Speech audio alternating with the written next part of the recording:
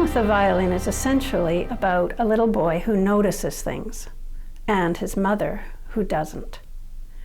It's based on a true event. What happened was the Washington Post wanted to do an experiment to see what would happen if they placed a world-class musician dressed in ordinary clothing like jeans and a baseball cap in the subway station and had him play for 45 minutes. What would happen?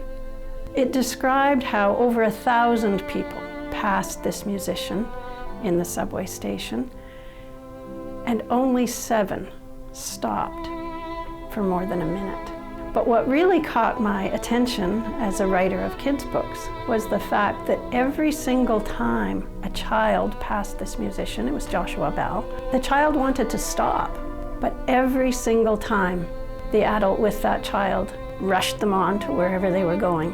And that's when I thought, there's got to be a children's story in this situation. When I get the text and manuscript for the book, the first thing that I'm thinking about is there something challenging in the text for me as an artist and illustrator? Because I like complicated things. I don't like to do just a simple book. So this one, particularly this one, dealing with music, is something very challenging and interesting for me. So I was so happy when I read the manuscript and immediately decided to go on to do that book. From the very beginning I decided I'm not going to use any graphic elements which usually people use talking about music. I just wanted to come up with something visual which will help people, kids particularly actually, to feel the music. I was thrilled to pieces when I first saw the illustrations. Actually, I was thrilled to pieces even before I saw the illustrations because I'm familiar with Dusan's work, of course, and I knew that he would bring something quite wonderful to it. But because I'm not a visual person, I really didn't know quite what that would be.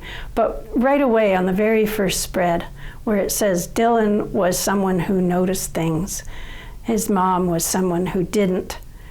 And Dusan just very brilliantly put all of the things at Dylan's eye level in full color, vivid detail, where his mother's eyes have been passing is just a blur. She has taken in nothing. And I thought, what a fantastic visual. Also, sound is very important in this story. The sound that comes from the violin, the sounds in the subway station, the sounds of the commuters.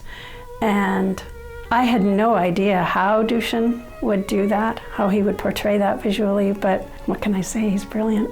Well, it's so many great artists and painters made their paintings thinking about music. That's not, of course, something new for the first time, but for myself it was for the first time that I actually tried to come up with the sound and music on the paper, on the two-dimensional paper.